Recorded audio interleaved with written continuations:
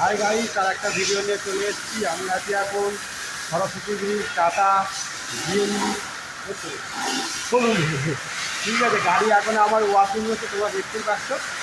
দেখো আমার গাড়ি এখন ওয়াকিং হচ্ছে, নোংরা হয়ে গেছিলো গাড়িটা, তাই একটু গাড়িটা একটু পরিষ্কার করে নিচ্ছি আমরা।